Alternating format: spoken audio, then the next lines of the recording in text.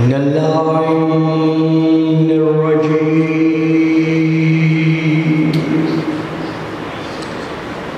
بسم الله الرحمن الرحيم.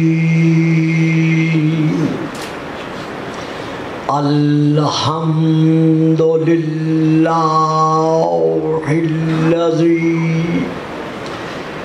جعل ليلة القدر خيرا من 1000 شهر.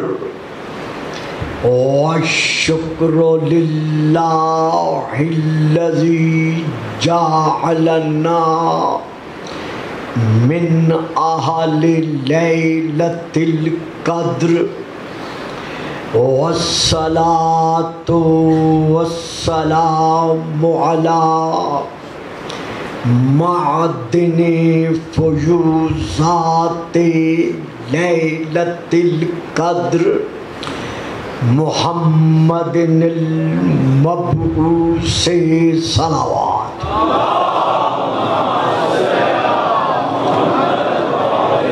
قبل ليلة القدر وعلى جواهر علل ما ظهر في ليلة القدر.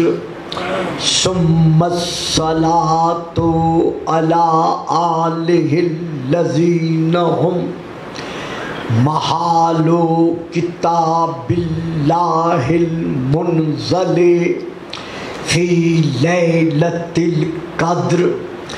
بل هم كتاب الله الناطق المنزل في ليلة القدر. وعلى شيعتهم الذين هم اوراق كتاب الله الذي نزل في ليلة القدر لاقتباسهم المعارف من مشكات ليلة القدر. أما بعد فقد قال الله تبارك وتعالى الذي خالق ليلة القدر في كتاب القدر. إنما يريد الله ليذهب عنكم الرجس أهل البيت ويطهركم تطهيرا.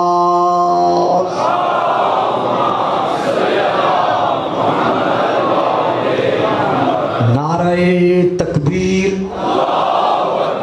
نعرہ تکبیر، نعرہ رسالت، نعرہ رسالت، نعرہ حیدری، نعرہ حیدری. حسینیت، حسینیت، یزیدیت، یزیدیت. بآواز بلند صلوات اللہ.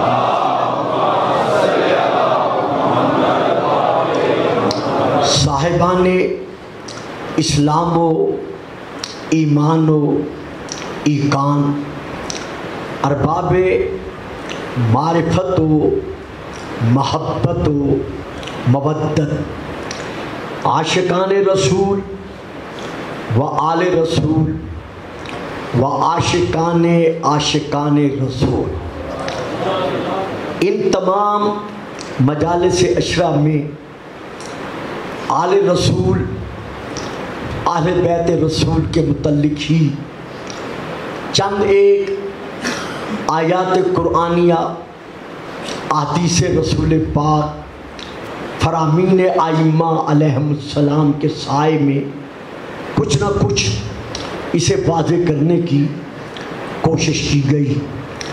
یہ آل محمد ہی وہ گھرانہ ہے کہ جن کے متعلق جہاں اللہ نے آیت تطہیر کا قصیدہ پڑھا ہے، وہاں اسی سورہ الاحزاب کی ایک اور آیت ہے 56 ان اللہ و ملائکتہ یصلون علی النبی یا ایھا الذین آمنوا صلوا علیہ وسلموا تسلیما. درود پڑھیے.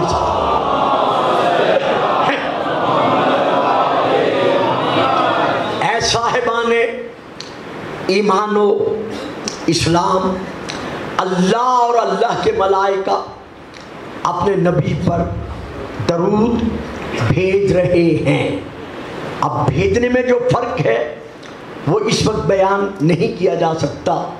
تو اے صاحبان ایمان تم بھی یا ایھا الذین آمنوا صلوا علیہ اس پر درود بھیجو، وسلموا تسلیما اور سلام بھیجو منزل تسلیم پر رہتے ہوئے.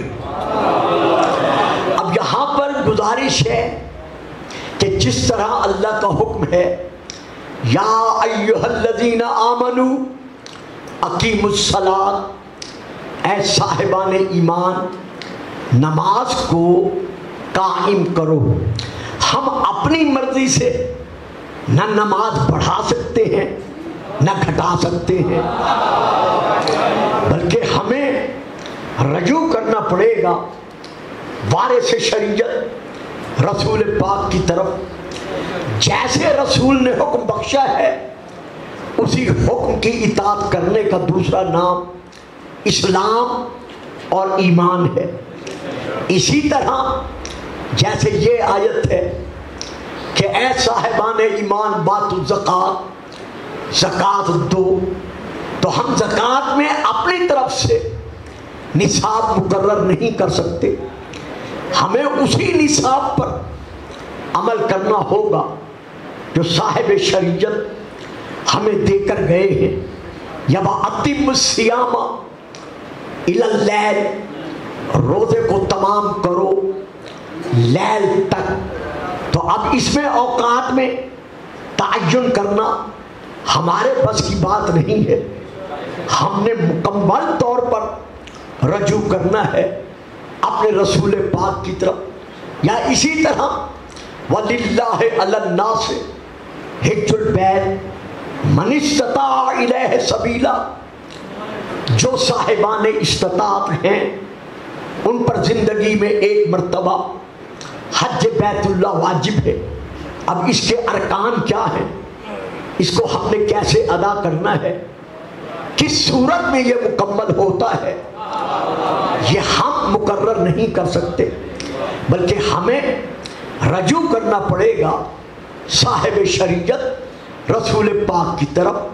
تو اسی طرح اس آیت میں بھی تو حکم ہے کہ یا ایھا الذین آمنوا صلوا، یہ اللہ حکم دے رہا ہے، صیغہ امر کا ہے کہ اے صاحبان ایمان تم بھی درود بھیجو علیہ ذات رسول پر تسلیم کی منزل پر رہتے ہوئے. تو ہم آل رسول پر درود بھیجنے کا تعین اپنی طرف سے نہیں کر سکتے کہ یہ آل ہے اور یہ نہیں ہے. ہم کسی اعتبار سے بھی دخل نہیں دے سکتے.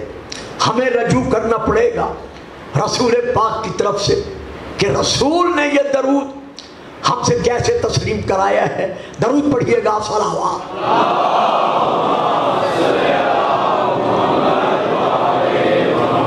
اب ہم نے رجوع کیا درود کی خاطر جب رسول پاک کی طرف، تو یہ بہت بڑی ایک کتاب ہے جس کا میں اکثر دوران محرم حوالہ دیتا رہا ہوں اور اب بھی اسی کے حوالے سے میں عرض کر رہا ہوں.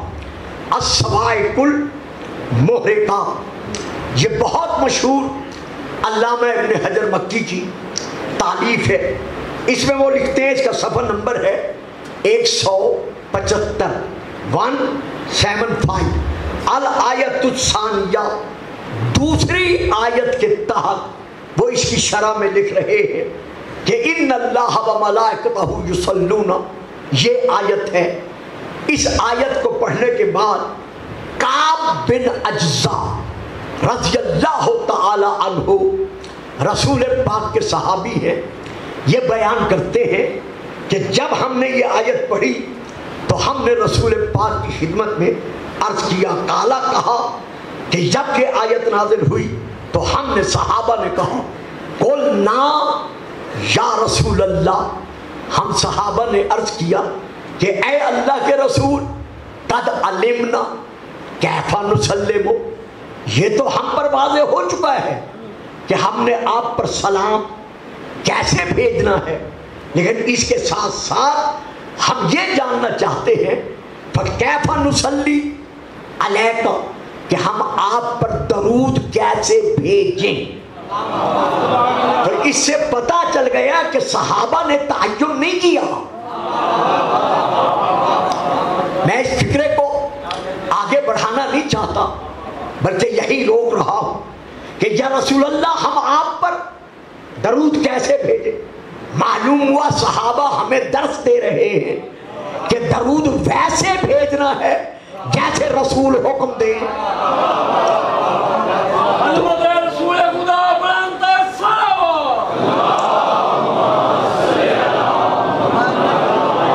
دیکھیے میں کہہ تو نہیں سکتا، سارا دن میرے سامنے ہے آپ حضرات کا گریہ و بکا میں، ماتم داری میں، لیکن اگر ہو سکے تو ذرا بلند آواز سے درود پڑھیے گا۔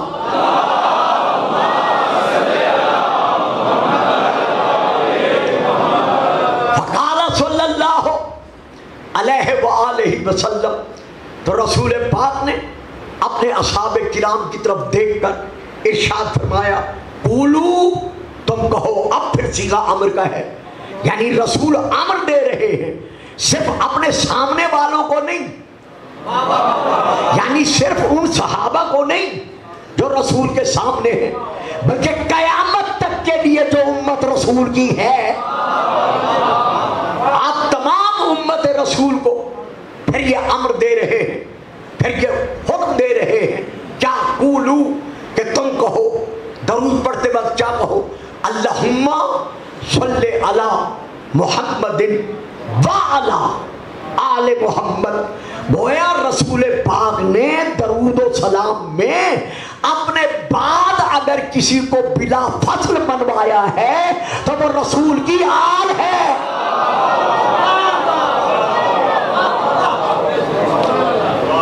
تو یہ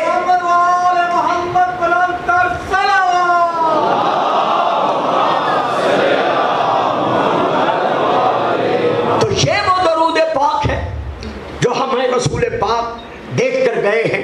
اب پھر اسی کتاب کا الصواعق المحرقہ کا صفحہ نمبر 176 ہے، 176، میں وہاں سے لے کر پڑھ رہا ہوں۔ رسول پاک نے اپنے صحابہ سے ارشاد فرمایا لا تصلو علی الصلاۃ البتراء، کہ اے میرے صحابیوں مجھ پر بترا درود، تم کٹا درود، ناقص درود، نہ مکمل درود نہ بھیجا کرو۔ اب حضور ایک فکرہ میں عرض کرنا چاہتا ہوں، مجھے آپ معاف فرمائیں گے، اور زبان پہ آ گئے ہیں، حالانکہ دینا نہیں چاہتا، ان دنوں میں میں نے دیا بھی کوئی ایسا فکرہ نہیں ہے، اب زبان پر آ گیا ہے اس لیے دے رہا ہوں۔ بابا آپ نے سونا نہیں، سو رہے ہو تو میں کہہ رہا ہوں، آپ نے سونا نہیں، میں پڑھ گیا تسی ساری چھپ کر گئے ہو۔ بھائی میں نے کہا بیٹا آپ نے سونا نہیں، سو رہا تھا تو میں نے کہا ہے کہ بیٹا آپ نے سونا نہیں۔ رسول کیا فرما رہے ہیں کہ مجھ پر تم نے تم کٹا درود نہیں بھیجنا۔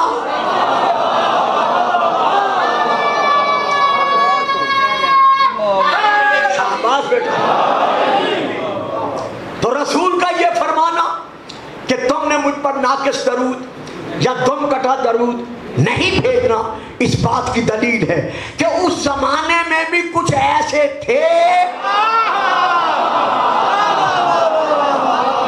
جو اپنی مرضی کے مطابق درود میں کمی اور زیادتی کر رہے تھے، اسی لیے رسول کو فرمانا پڑا کہ تم نے مجھ پر ابتر، تم نے مجھ پر کسی قسم کا ناقص نہ مکمل درود تم نے نہیں بھیجنا۔ اب صحابہ پھر عرض کرتے ہیں کہ یا رسول اللہ آپ نے یہ تو فرما دیا کہ ہم نے آپ پر دم بریدہ درود نہیں بھیجنا تو پھر کیا درود بھیجیں؟ اب پھر یہ اسی صفحے سے پڑھ رہا ہوں.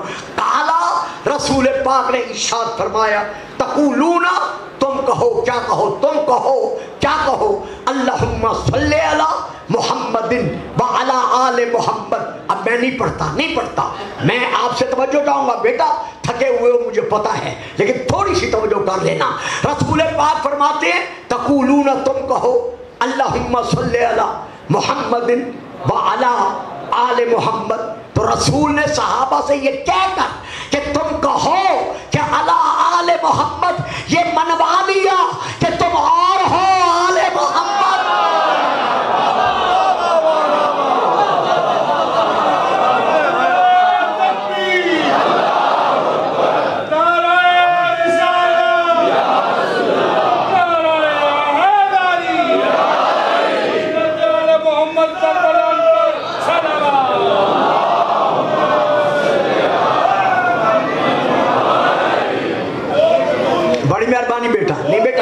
شاباش میرا بیٹا، جیتے رہو، جب بڑا ہو جائے گا نا تو انشاءاللہ اس سے زیادہ نعرے لگائے گا.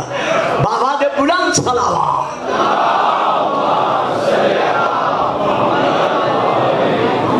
اب یہاں سے ہم اور آگے بڑھتے ہیں. رسول پاک نے اسی درود کے متعلق ارشاد فرمایا ہے اپنے صحابہ سے، اور وہ خطاب صرف صحابہ سے نہیں، میں پہلے عرض کر چکا ہوں، وہ خطاب تمام امت رسول سے ہے. تو رسول پاک ارشاد فرما رہے ہیں کہ دیکھو، یاد رکھو، الصلاۃ عماد الدین. بڑی پیاری بات دے رہا ہوں حضور، بچے چونکہ تھکے ہوئے ہیں ذرا گھبرا جائیں گے. الصلاۃ عماد الدین، نماز کیا ہے؟ دین کا ستون ہے، دین کی بنیاد ہے. فَإِن قُبِلَتْ قُبِلَ مَا سِوَاهَا، اگر نماز قبول ہو گئی، تھکاوٹ کو دور کر کے ذرا سننا ہے، اگر نماز قبول ہو گئی تو پھر ہر عمل جو اس کے سوا ہے وہ بھی تمہارا قبول ہوگا. وَإِن رُدَّتْ، اور اگر یہ نماز رد کر دی گئی، تمہارے منہ پہ مار دی گئی، ہے نا کچھ، ہے نا ایسے لوگ نمازی جن کے منہ پر نمازیں ماری جاتی ہیں. قرآن گواہی دے رہا ہے نا کہ کچھ لوگ ایسے بھی ہیں، عاملۃ ناصبۃ تصلی نارا حامیہ، جو عمل کر کر کے تھک گئے ہوں گے، ٹوٹ گئے ہوں گے، پھر بھی انہیں جہنم کا پانی پلایا جائے گا.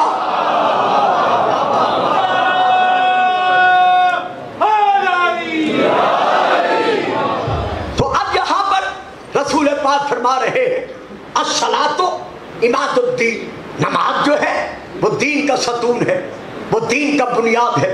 اگر نماز قبول ہے تو ہر عمل قبول ہے. اگر نماز منہ پہ مار دی گئی، رد کر دی گئی، تو ہر عمل تمہارا رد کر دیا جائے گا، ٹھکرا دیا جائے گا. معلوم ہوا میرے معظم مکرم سامعین کہ تمام اعمال کی قبولیت کا دار و مدار قبولیت نماز پر ہے. تمام اعمال کی قبولیت کا دار و مدار قبولیت نماز پر ہے. اب ہمیں یہ دیکھنا پڑے گا کہ خود نماز کی قبولیت کا دار و مدار کس پر ہے.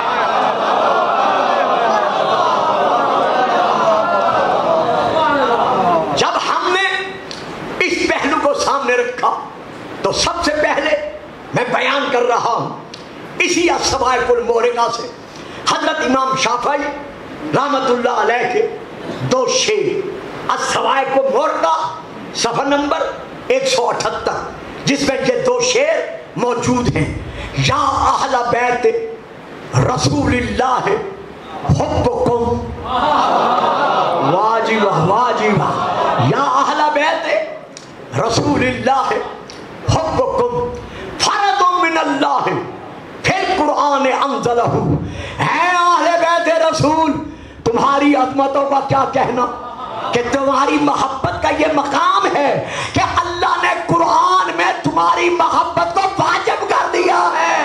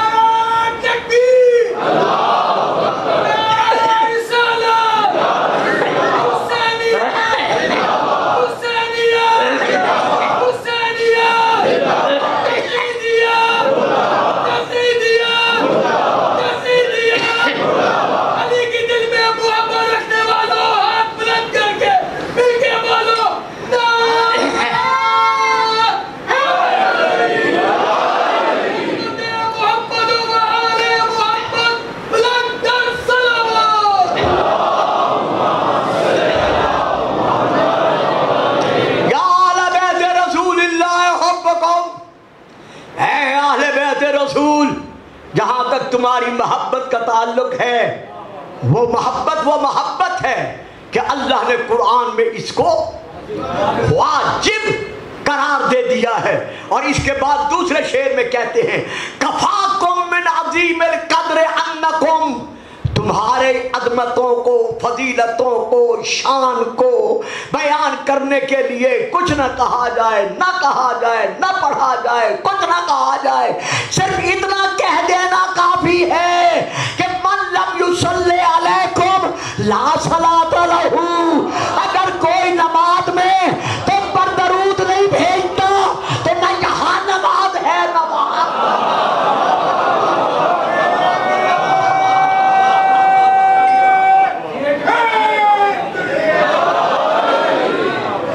اس طرح کا نعرہ نہیں چاہیے مجھے.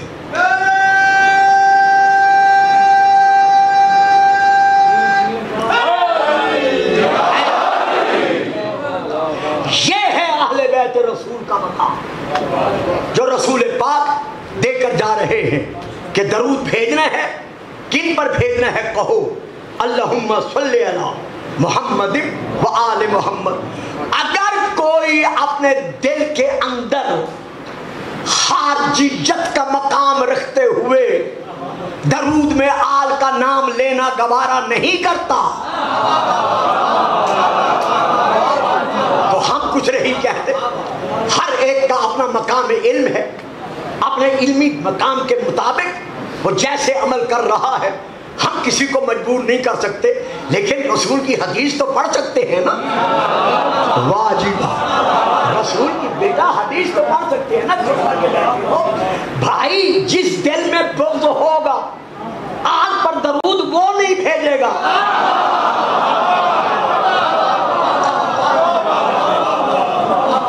ورنہ ہمارے اہلیان اسلام بھائی شیعہ حضرات کے علاوہ ہم سے زیادہ درود پڑھتے ہیں. ہزار کی تسبیح، 70,000 مرتبہ اپنی ایک سب میں بیٹھ کر وہ آل محمد پہ درود بھیجتے ہیں. اور وہ کہتے بھی ہیں کہ جب ہم درود بھیجتے ہیں تو ہمیں وہ نورانی علم حاصل ہوتا ہے جو کسی اور کے ذکر سے کبھی انشاءاللہ پڑھوں گا. آج تو نہیں پڑھ سکتا، کسی اور کے ذکر سے حاصل نہیں ہو سکتا. تو پتہ چل گیا نا کہ ان پر درود وہ بھیجے گا جس کے دل میں محبت ہوگی، اور جن کے دل میں بغض ہوگا وہ درود نہیں بھیجے گا. تو اب جس کے دل میں بغض ہوگا اس کا نتیجہ کیا ہے؟ اس کا نتیجہ کیا ہے؟ یہ پھر رسول کی حدیث، یہی کتاب الصواعق المحرقہ صفحہ نمبر 205، وہاں سے لے کر میں رسول کی یہ حدیث پڑھ رہا ہوں. رسول پاک ارشاد فرماتے ہیں فَلَوْ أَنَّ رَجُلًا صَفَنَا بین الرکن والمقام. اگر کوئی شخص مقام ابراہیم اور حجر اسود کے درمیان کھڑا ہو جائے، اے جمع قدمہ، اور اپنے دونوں قدموں کو جمع کر لے، اور جمع کر کے کیا کرے؟ فصلا وصاما، وہاں کھڑے ہو کر نمازیں بھی پڑھے، روزے بھی رکھے. کہاں کھڑے ہو کر؟ بیت اللہ کے قریب مقام ابراہیم اور بیت اللہ کے قریب حجر اسود، ان کے درمیان کھڑے ہو کر نمازیں بھی پڑھے، وصاما اور روزے بھی رکھے. بس نہ ثم لقی اللہ، یہاں نمازیں پڑھتے پڑھتے روزے رکھتے رکھتے اللہ سے ملاقات کر لے، یعنی مر جائے، زندہ نہ رہے. اللہ اکبر. فَلَوْ أَنَّ رَجُلًا صَفَنَ بَيْنَ الرُّكَنِ وَالْمَقَامِ، اے جمع قدمہ ہے، فَصَلَّ وَصَامَ، نمازیں پڑھتا رہے، روزے رکھتا رہے. ثُمَّ لَقِيَ اللَّهَ، یہی کھڑے ہوئے مر جائے. وَهُوَ مُبْغِضُ لِأَهْلِ بَيْتِ مُحَمَّدٍ دَخَلَ النَّارِ، اگر اس کے دل میں بغض اہل بیت ہے تو یہاں بھی جہنم ہی ہے.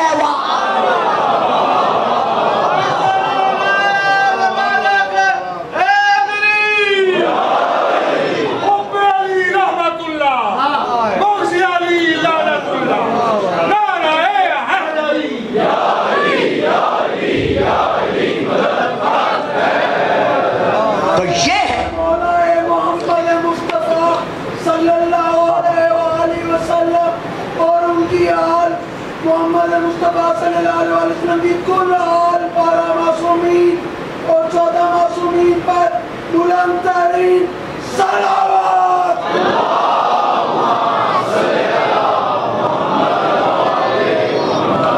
یہ ہے وہ آل محمد جو درود والے ہیں، جن پر خود اللہ درود بھیج رہا ہے۔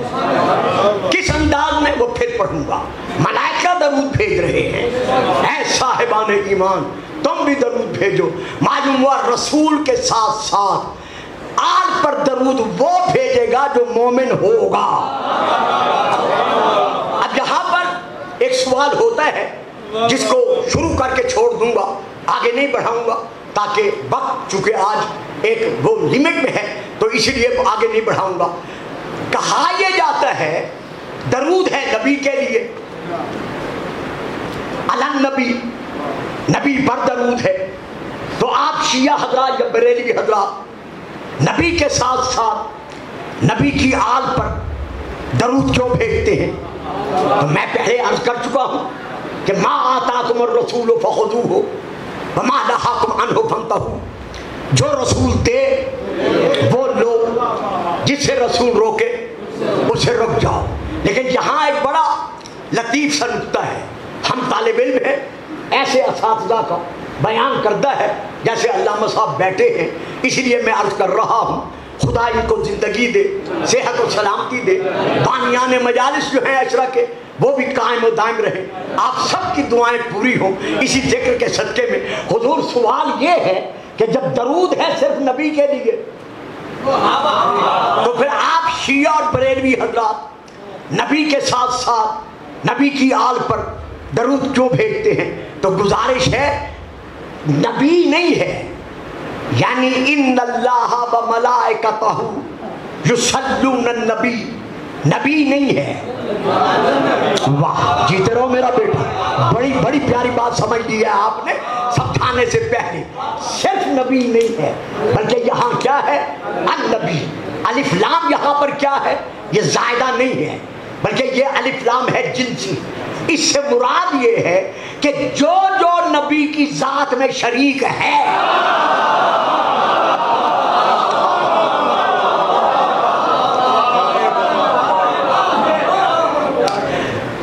جو جو نبی کی ذات میں شریک ہے، اللہ اور اللہ کے فرشتے ان پر بھی درود بھیج رہے ہیں۔ اب نبی کی ذات میں کون کون شریک ہیں؟ میری 9 تقریریں اسی پہ گزر گئی جو میں بیان کرتا رہا۔ وہاں دیکھو تو یہ سب آلین ہیں، میں فکرے سے گزر گیا، آپ چپ کر کے بیٹھ گئے، جو بچے نہیں بول سکتے کوئی بات نہیں۔ وہاں دیکھو محمد است و علی، فاطمہ حسین و حسن، یہ آلین ہیں۔ اور اگر چادر کے سائے میں دیکھو تو ہم فاطمہ تو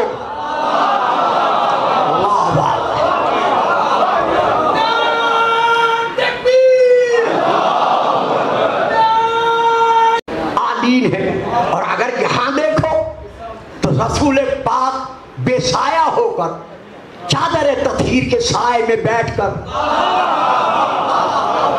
اہل بیت کا تعارف کراتے ہیں۔ لیکن اللہ اکبر، جب ملائکہ پوچھتے ہیں یا اللہ یہ سب کون ہیں، تو رسول نے جو فرمایا وہ بجا، لیکن اللہ نے آغاز کہاں سے کیا؟ بہن فاطمہ تو کرو ترجمہ کیا کرو گے؟ بہن فاطمہ تو، یہ سب کے سب فاطمہ ہیں۔ بہن فاطمہ تو، یہ سب کے سب فاطمہ ہیں۔ وَأَبُوهَا وَبَالُوهَا وَبَنُوهَا، ایک اس کا باپ ہے، ایک اس کا شوہر ہے، باقی اس کے بیٹے ہیں۔ معلوم ہوا اہل بیت رسول ہیں وہی جن کا فاطمہ سے رشتہ ہے۔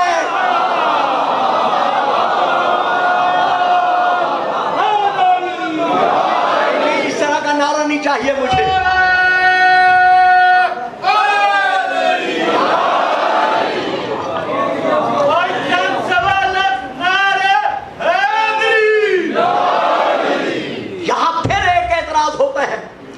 جس کو دیکھتے ہوئے حل کرنا چاہتا ہوں لیکن وقت پر بھی نظر رکھنا مجھ پر واجب ہے۔ جی ایک ہے رسول پاک ہیں، فاطمہ ہے، علی ہے، باقی دو بیٹے ہیں حسن اور حسین. تو آپ حسین کے بعد امام زین العابدین سے لے کر 12ویں ہادی تک پھر ان کو کیوں مانتے ہیں کہ یہ اہل بیت ہیں؟ بات سمجھ میں آئی ہے بچوں؟ بات سمجھ گئے ہو؟ میری بات سمجھ میں آئی ہے؟ اعتراض یہ ہے کہ چادر کے سائے میں ہیں رسول پاک جناب سیدہ مولا علی، مولا حسن، مولا حسین.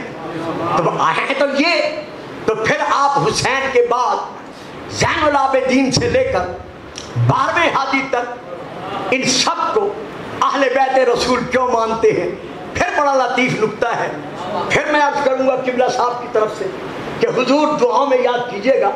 یہاں میں یہ کہنا چاہتا ہوں، ایک ہے بنو، ایک ہے ابنان، ایک ہے ابنن.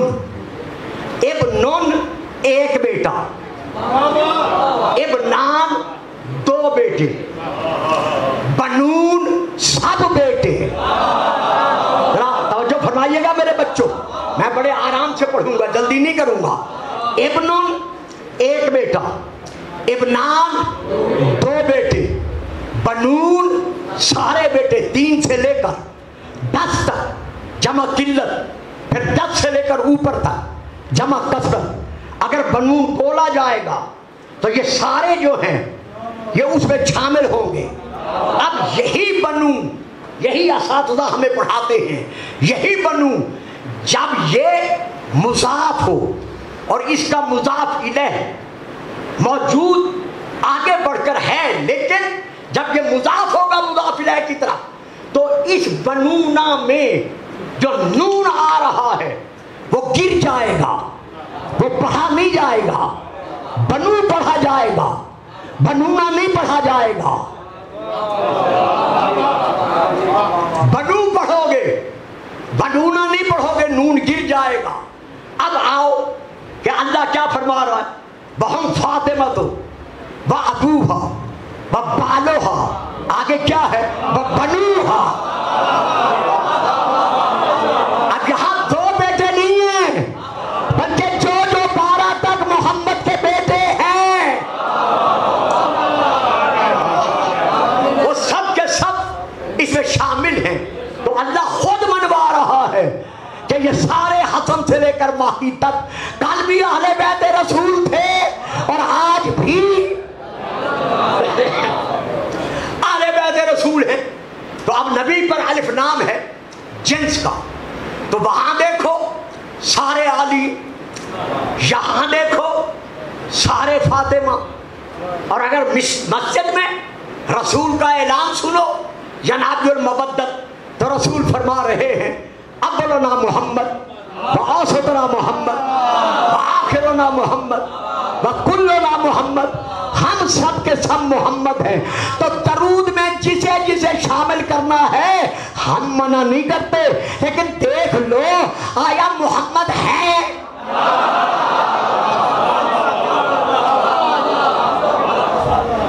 شامل وہی ہو سکتے ہیں جو ذات اور صفات میں محمد کے شریک ہیں. محمد کی اور ان کی اصل ایک، نسل ایک، حسب ایک، نسب ایک، نورانی گلدستہ ایک، شجرت الطیبہ ایک. اب کربلا کے میدان میں یہی اہل بیت رسول تھے. حسین درود والوں میں سے ایک درود والا، لیکن زہرا کا لال، بطول کا بیٹا کربلا میں کیسا لوٹا گیا. گو اس وقت مجھے فضائل نہیں پڑھنا چاہیے تھا، لیکن اس مسئلے کو حل کرنا تھا، اس لیے میں نے اس کی طرف رجوع کیا.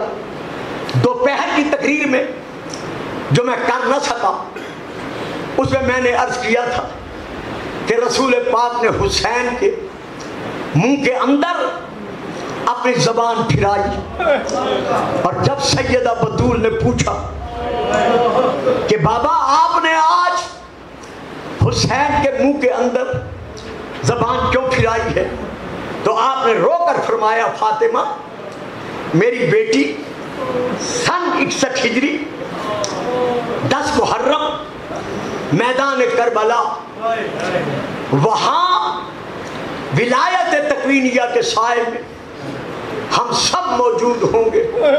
خود دیکھ لینا جب زہرا کا لال خیمے سے الوداعی سلام کر کے میدان میں پہنچا، چاروں طرف سے مسلمانوں نے جب حسین کو گھیرے میں لے کر کسی نے نیزہ مارا، کسی نے گرد مارا، کسی نے تلوار ماری، اگر برداشت نہ کر سکو تو پھر بھی مجھے معاف کر دینا۔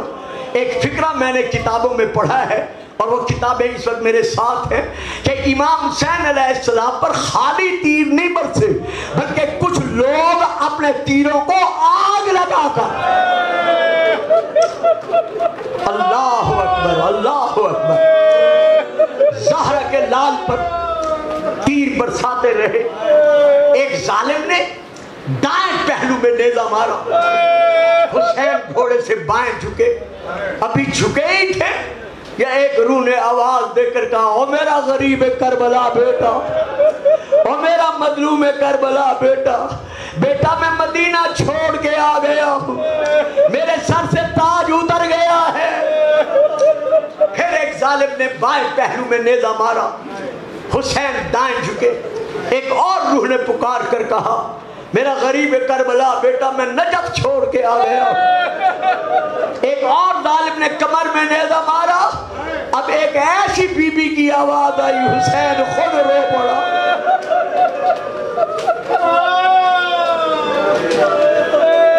مرحبا مرحبا، بطول ان آنسوں کو منظور کرے، آواز دے کر کہا، میرا لال میں نے اسی دن کے لیے پالا تھا کہ تو کربلا میں لوٹا جائے۔ اتنے زور سے نیزہ لگا کہ آپ کے اور میرے 12ویں آقا زیارت ناہیہ میں فرماتے ہیں، فَحَوَيْتَ إِلَى الْأَرْضِ جَرِيحًا، اپنے زخموں میں اور خون میں ڈوب کر حسین دوڑتے ہوئے گھوڑے سے زین سے زمین پر آیا۔ یہ آیا میں نے کہا ہے، آپ کے دلوں کو مد نظر رکھ کر آپ سخت الفاظ برداشت نہیں کر سکتے، ورنہ جو کتب میں لکھا ہے وہ یہ لکھا ہے کہ چونکہ سینے پر تیر تھے، پہلو میں تیر تھے، کمر پر تیر تھے، زہرا کا لال منہ کے بل، اللہ اکبر اللہ اکبر، جیتے رہو سلامت رہو۔ یہ پرسہ دینے کی رات ہے، اللہ جانے کون اگلے سال رہے یا نہ رہے۔ حسین منہ کے بل زمین پر آئے، جیسے آئے چونکہ بدن پر تیر لگے ہوئے تھے، علامہ جعفر شستری علیہ الرحمہ نے اپنی کتاب میں لکھا ہے کہ حسین کے بدن پر اتنے تیر تھے کہ جب مولا زمین پر آئے ہیں تو نہ ایک پہلو کے بل بیٹھ سکتے تھے، نہ دوسرے پہلو کے بل بیٹھ سکتے تھے، نہ کمر کے سہارے حسین ریت گرم پر سو سکتے تھے۔ زہرا کا لال زمین سے اٹھا، ابھی اٹھا ہی تھا یا ایک ظالم جو بنی دار کے قبیلے کا تیر انداز تھا، اس نے اپنی کمان میں تیر رکھا ہوا تھا، وہ تیر حسین پر چلا نہیں رہا تھا۔ اس کے ساتھی پوچھتے ہیں تو تیر کیوں نہیں چلاتا؟ وہ دیکھ کر کہتے ہیں میں انتظار کر رہا ہوں میں حسین پر ایسا ظلم کروں کہ قیامت تک اس کے غم میں رونے والے ہمیشہ اس کے غم میں روتے رہیں۔ او عزادارو، سیدو، غیر سیدو، خاص طور پر میرے باطمی نوجوانوں، میرے ماتمی بیٹے، اب اس نے کیا کیا؟ ادھر حسین بن نمیر آگے بڑھا، اس نے پڑھ کر حسین کے سینے میں زور سے نیزہ مارا، اور کچھ کتابوں نے اس کا نام سنان بن انس لکھا ہے۔ اتنے زور سے نیزہ لگا کہ نیزہ کمر کے پار گزر گیا، پار کا گزرنا تھا۔ حسین اب کھڑے نہیں رہ سکے، حسین پھر زمین پر گرے، لیکن اب جو گرے ہیں تو حالت کیا تھی؟ وَاتَّفَتِ السَّاقُ بِالسَّاقِ، جس طرح چھری کے نیچے ذبح ہونے والا جانور زمین پر اپنے پاؤں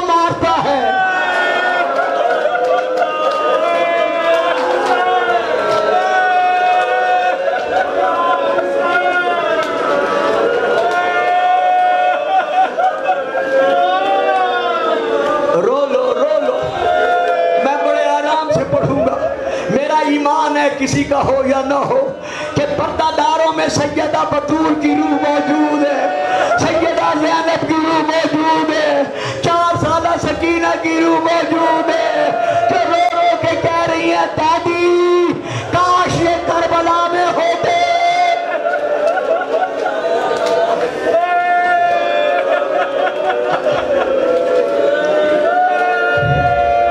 اتنے زور سے اس ظالم نے نیزہ مارا کہ نیزے کی انی کمر کے پار ہو گئی، حسین زمین پر گرے۔ حالت کیا تھی؟ کتاب کا نام بھی لے لوں، خلاصۃ المصائب، اوپر عربی ہے نیچے اردو ہے۔ بطفت الساق بالساق، حسین زمین پر اس طرح پاؤں مار رہا تھا جیسے چھری کے نیچے ذبح ہونے والا ذبیحہ جانور اپنے پاؤں مارتا ہے۔ رونے والوں عزاداروں، میں ان بچوں سے کہہ رہا ہوں جو میرے سامنے بیٹھے ہیں، رونے والوں کی شکل بناؤ، مولا کو یہ بھی قبول ہے جب بھی عید الاضحیٰ پر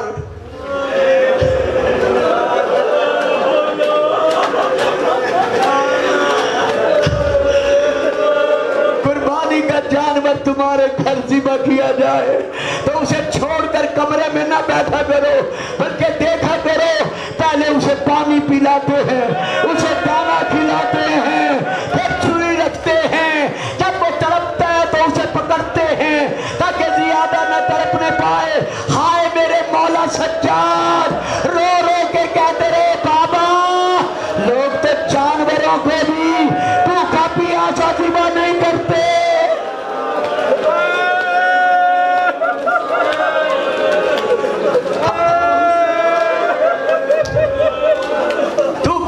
بھوکا پیاسا ذبح کیا گیا۔ امام نے چاہا اٹھے، پھر زمین پر رہے، پھر اٹھنا چاہا، آخر بطول کا بیٹا زمین سے اٹھا، یوں جھک کر امام نے اپنی کمر سے وہ نیزہ نکالا۔ جب نیزہ نکالا سینے سے اتنا خون جاری ہوا کہ اس خون جاری ہونے کے سبب غریب کربلا کا منہ کھل گیا۔ آپ کو یاد نہیں رہا رسول نے منہ کے اندر زبان کیوں پھرائی تھی؟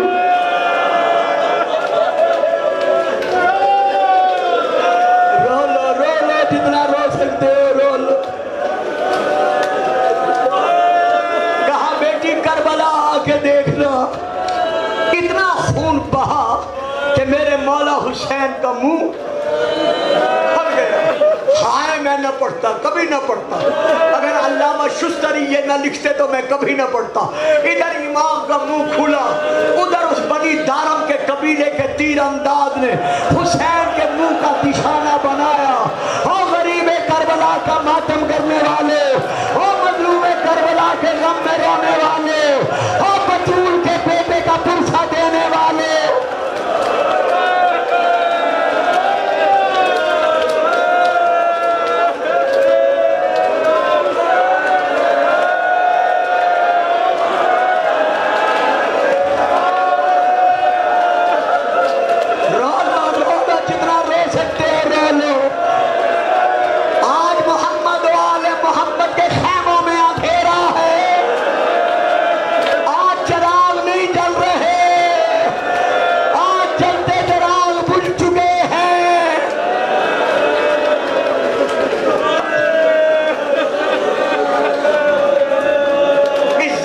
حسین کے منہ کا نشانہ بنا کر زور سے تیر پھینکا حسین کے منہ کی طرف، لبوں کو چیرتا ہوا۔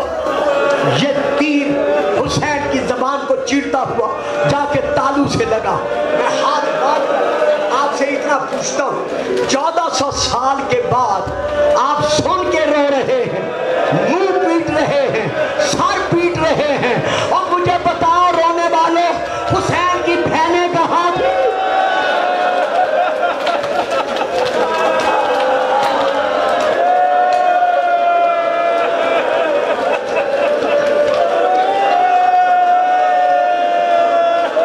حسین کی اولاد کہاں تھی؟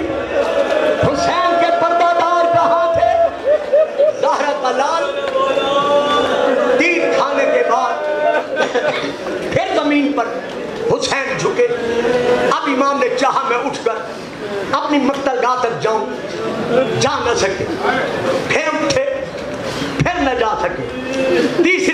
حسین نے اٹھنا چاہا، جب نہ جا سکے اب حسین بچوں کی طرح کوہنیوں اور گھٹنوں کے بل چل کر اپنے بدن کو کھینچتے ہوئے سجدہ گاہ تک پہنچے۔ جیسے امام نے سر رکھا اللہ اکبر، ادھر سے شمر آیا۔ شمر نے کیا گستاخی کی؟ وَالشِّمْرُ جَالِسٌ عَلَى صَدْرِكَ۔ اگر کسی مولوی کے فکر ہوتے، کسی ذاکر کے فکر ہوتے تو شاید میں جا کے اس کی منت کرتا کہ آئندہ نہ پڑھا کر، لیکن یہ آپ کے اور میرے بار میں امام کے فکر ہیں۔ زیارت ناہیہ میں فرما رہے ہیں، ہائے وہ وقت قیامت، میرا مظلوم دادا، میرا چند منٹوں کا مہمان دادا، میرا بھوکا پیاسا مارا جانے والا دادا، جب تیرے سینے پر شمر بیٹھا ہوا تھا۔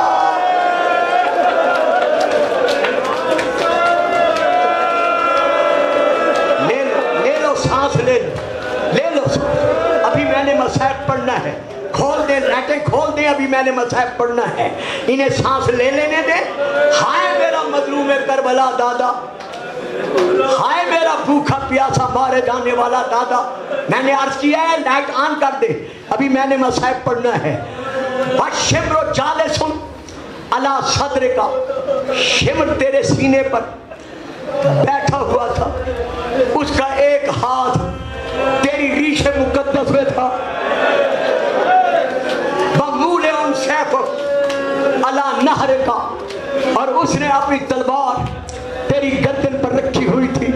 بس یہ وہ منظر تھا جسے دیکھ کر 64 بیبیاں 23 بچے خیمے میں نہ رہے۔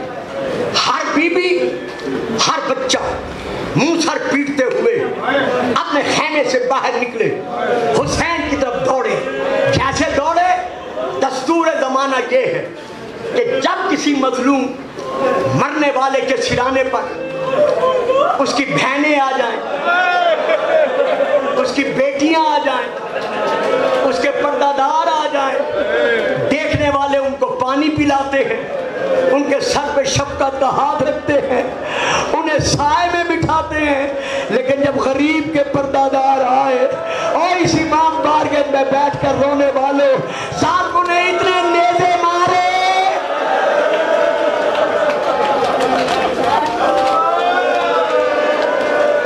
کھول دو بیٹا، لائٹ کھول دو ابھی۔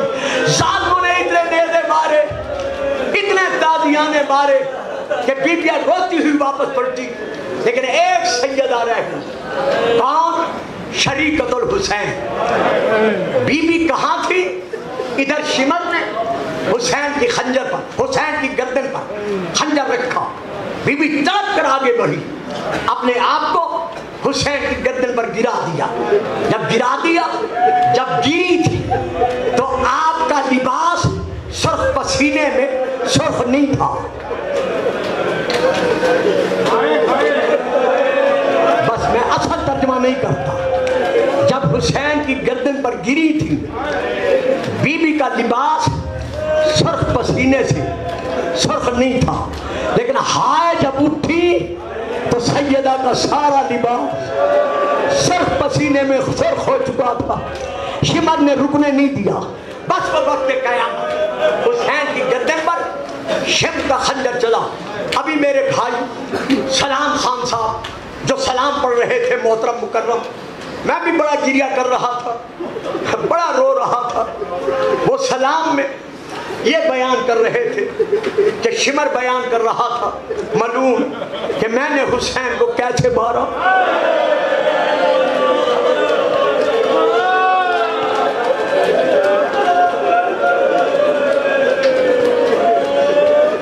میں نے حسین کو کیسے ذبح کیا۔ بھائی صاحبان، آپ صاحبان تھے، جب اس نے شمر نے امام کو ذبح کیا تو اس کے ایک ساتھی نے اس سے پوچھا، شمر سر سے لے کر پاؤں تک حسین کا تو خون بہہ چکا تھا، حسین کے جسم میں جان نہیں تھی، تو ایک جھٹکا دیتا حسین کا سر تن سے جدا ہو جاتا، یہ تو نے 12 ضربیں کیوں چلائی؟ یہ ظالم کہتا ہے 12 ضربیں میں نے اس لیے چلائی ہیں، جب میں نے پہلی ضرب ماری حسین کی خشک گردن کی، دو خشک رگیں کٹی، میں نے حسین کو زمین پہ تڑپتے دیکھا۔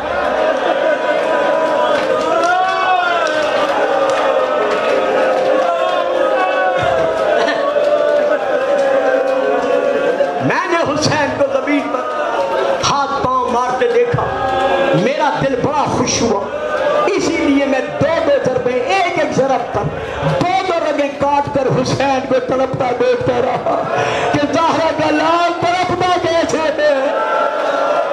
ہائے حسین کا سر، ہائے حسین کا سر تن سے جدا ہوا۔ ظالموں نے پرسہ دینے کے لیے سیدانیوں کے خیام کا رخ کیا۔ 5000 ظالم ہاتھوں میں نیزے لیے ہوئے، تازیانے لیے ہوئے، شمر کے کہنے پر سیدانیوں کے خیموں کے دروازے پر آ کر کھڑے ہوئے۔ جب کھڑے ہوئے تو شمر نے چیخ کر کہا کہ تمہیں کس نے کہا ہے رک جاؤ، جلدی کرو اندر جاؤ، ان کا وارث کوئی نہیں رہا۔ اب جو روایت کی راویہ ہیں وہ حسین کی یتیم بیٹی جناب فاطمہ کبریٰ ہے۔ بی بی کہتی ہیں میں نے دیکھا یہ ظالم ہاتھوں میں نیزے لیے ہوئے بغیر پردہ کرائے اندر آئے، جو سامان تھا سارا لوٹ لیا، لیکن صرف سامان نہیں لوٹا بلکہ جس جس بی بی کے سر پہ چادر ہوئی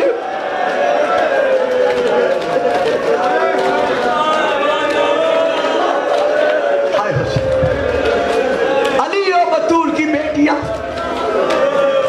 ان کی چادریں لوٹی، جس بچی کے کانوں میں گوشوارے تھے اس کے گوشوارے لوٹے، جس کے پاؤں میں پازیب تھے اس کے پازیب ٹوٹے۔ بی بی کہتی ہے ایک ظالم میری طرف بڑھا، میں ڈری، ڈر کے میں دوڑی، اللہ کرے رونے والوں عزادارو برداشت کر لو، حسین کی تازہ یتیم بچی بی بی کبریٰ کہتی ہے اس سے ڈر کے میں دوڑی، ابھی میں دوڑی ہی تھی جب وہ ظالم میرے پیچھے دوڑا، میرے قریب آ کر اس نے نیزہ میرے شانوں پہ مارا۔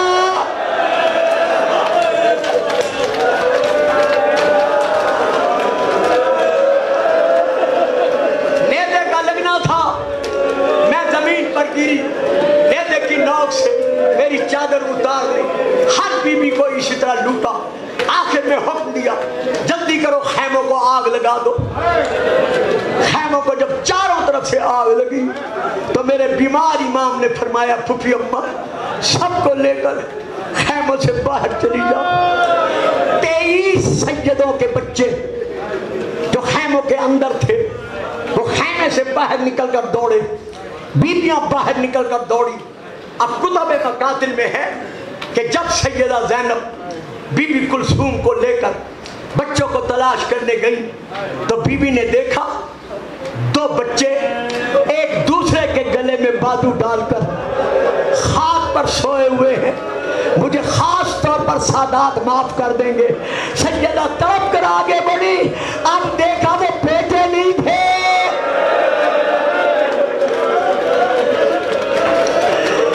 ایک امام حسن کی شہزادی، ایک شہزادہ مسلم کی آتگاہ۔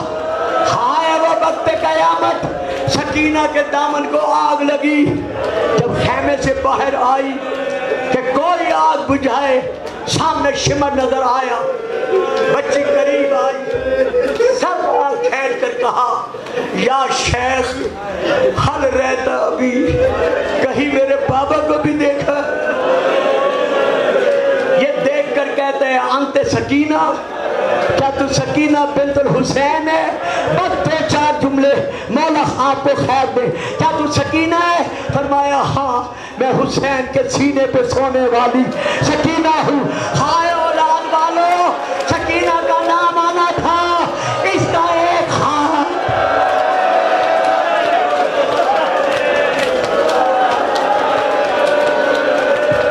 ہے حسین، ہے حسین، ہے حسین، بی بی کے زلفوں میں آیا، دوسرے ہاتھ سے ایسا تماچا مارا، رو کے کہتی ہے باپ پاس آ،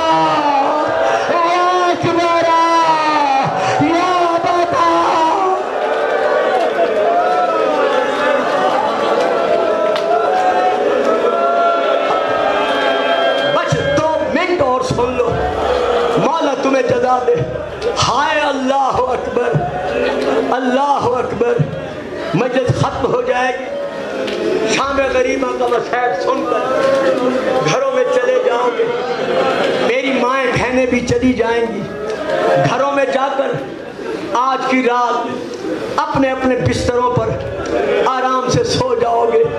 لیکن سوتے وقت یاد رکھنا یہ شام غریبہ کی رات وہ رات ہے کہ آج ساری رات غریب زہرا کا سر ہولی کے تندور میں رہا.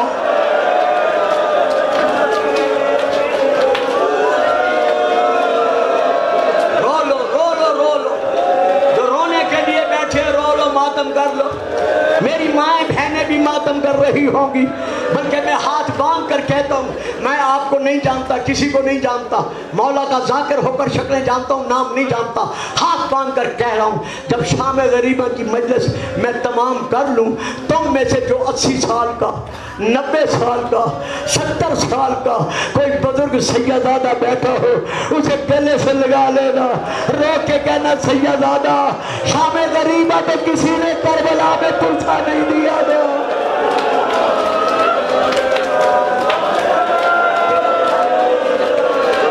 آؤ ہم سے غریبوں کا پرسا لے لے. آج کی رات بس آخری کلمات. آج کی ساری رات زہرا کا لال بطول کا بیٹا ہولی ملعون کے تندور میں رہا. چونکہ ہولی حسین کا سر لے کر کوفے چلا گیا تھا. رات پڑنے کی وجہ سے یہ ملعون کے دربار میں نہ جا سکا. اس کی وہ بیوی جس کا نام نوار تھا جو مومنہ تھی, یہ اس کے گھر آیا. اپنے آپ سے کہتے ہیں سر چھپا دوں گا, اسے پتہ نہیں چلے گا.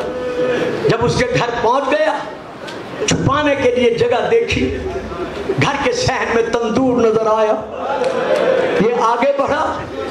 وہ حسین جو نانے کے سینے پہ سوتا تھا, وہ حسین جو ماں کی گودی میں پلا تھا, اس نے تندور کی گرم راکھ ہٹائی. گرم راکھ ہٹا کر غریب زہرا کا خون میں ڈوبا ہوا سر اس نے اس راکھ میں رکھا. واپس آ گیا. نوار نے پوچھا کہاں گیا تھا؟ کہتے ہیں باغیوں سے جنگ تھی. فتح کس کی ہوئی؟ کہتے ہیں ہمارا لشکر عظیم تھا, ہماری فتح ہوئی. کل جو مجھے انعام ملے گا. خون کو دیکھا, زلفیں کھلی ہوئی ہے, خون ملا ہوا ہے. کہا مولا یہ حالت کیسی ہے؟ کہا ام سلمہ کیا خاک کو دیکھ, وہ شیشیوں والی خاک راکھ بن نہیں گئی بلکہ وہ خون بن کر ابل رہا ہے. کربلا میں میرا حسین مارا گیا, زینب لوٹی گئی, میرے چراغ بجھ گئے. ہائے شام غریبہ, ہائے کربلا کے مظلوموں.